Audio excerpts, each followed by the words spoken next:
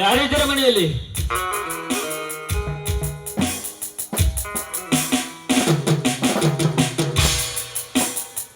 ನಮಸ್ಕಾರ ಸಾಬ್ರೆ.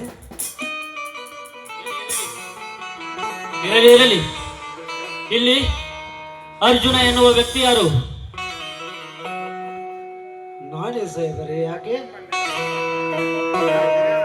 ಸಾಹೇಬ್ರೆ? ಸಾಹೇಬ್ರೆ ಯಾಕೆ ಸಾಹೇಬ್ರೆ? ನನ್ನ ತಮ್ಮ ಅರ್ಜುನ ಏನು ತಪ್ಪು ಮಾಡಿದ್ದಾನೇನ್ರಿ? ಅವನು ಆ ಶ್ರೀಮಂತ ಪ್ರತಾಪನಾದ ಅವನ ಆಳು ರಂಗನನ್ನು ಕೊಲೆ ಮಾಡಿದ್ದಾನೆ.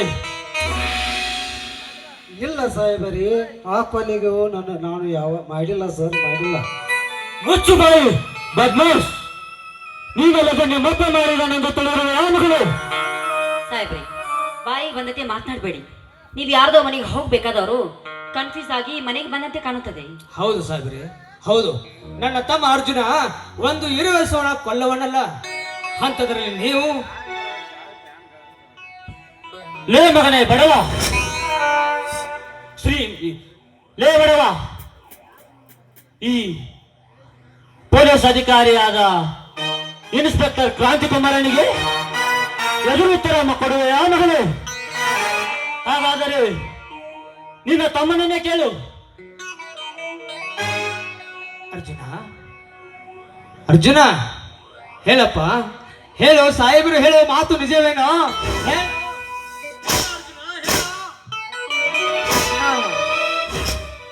ಆ ಕೊನೆಗೂ ನನಗೂ ಯಾವ ಸಂಬಂಧವೂ ಇಲ್ಲಲ್ಲ, ಇಲ್ಲ. ನಿನ್ನ ಪಾದದಾಣೆಗೂ ಸತ್ಯವಲ್ಲ, ಸತ್ಯ. ಆ ಕೊನೆಯನ್ನು ಮಾಡಿಲ್ಲ, ಮಾಡಿಲ್ಲ. ಹೇಮಂತ್, ತೆಗೆದುಕೋ ಈ ಭಾವಚಿತ್ರವನ್ನು.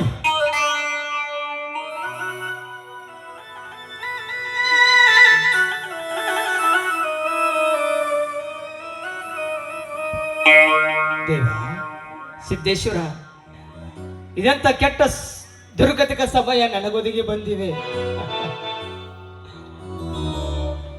ನನ್ನ ತಮ್ಮ ಅರ್ಜುನ ಈ ಕೊಲೆಯನ್ನು ಮಾಡಿಲ್ಲ. ಈ ಸಾಹೇಬರು ಹೇಳುವ ಮಾತು ಸುಳ್ಳು ಎನಿಸುತ್ತಿದೆ. ಅಣ್ಣ, ನಿನಗೂ ಈ ನಿನ್ನ ತಮ್ಮನ ಮೇಲೆ ನಂಬಿಕೆ ಇಲ್ಲವೇ?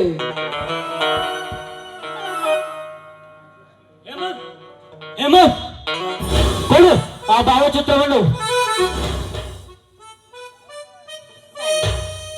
ದಯವಿಟ್ಟು ನನ್ನ ಮೈದನ್ನು ಬಿಟ್ಟುಬಿಡಿ. ಬೇಕಿದ್ರೆ ನಿಮ್ಮ ಕಾಲಿಗೆ ಬಿದ್ದು ಬೇಡಿಕೊಳ್ತೀನಿ. ಸರಿ ಆಚೆ ಕತ್ತಿ.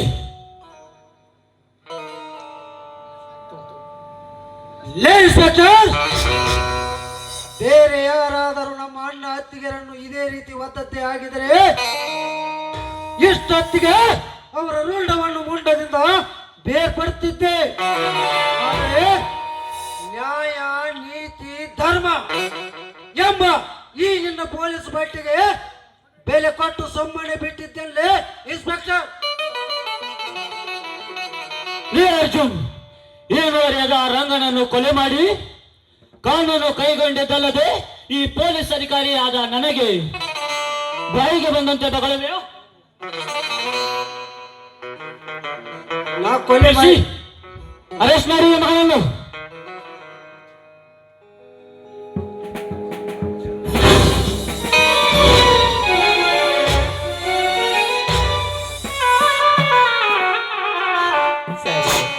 ನನ್ನ ಮನಸ್ಸಾಕ್ಷಿ ಒಪ್ಪುತ್ತಿಲ್ಲ ಸಾಹೇಬ್ರೆ. ನನ್ನ ತಮ್ಮ ಈ ಕೊಲೆಯನ್ನು ಮಾಡಿಲ್ಲ ಸಾಹೇಬ್ರೆ. ನಿಮ್ಮ ಕೈ ಮುಗಿದು ಹೇಳಿಕೊಳ್ತೇನೆ ಸಾಹೇಬ್ರೆ.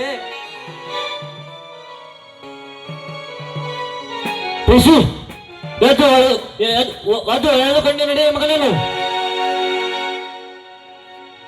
ಇನ್ಸ್ಪೆಕ್ಟರ್, ನೀನು ನಿಜವಾಗಲು ಒಂದೇ ತಂದೆಯ ರಕ್ತಕ್ಕೆ ಹುಟ್ಟಿದ್ದೆ. ಆದರೆ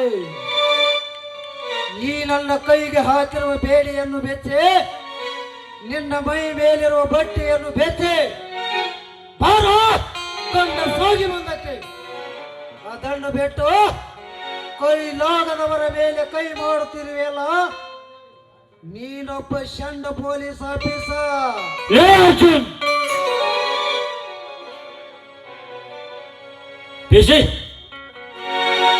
ಹೇಳಿಕೊಂಡು ನಡಿ ಮಗನನ್ನು. ಮಾವಲಿದೆ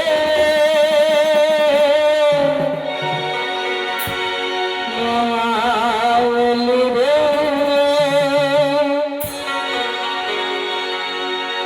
ಎಲ್ಲಿದೆಯೋ ನ್ಯಾಯ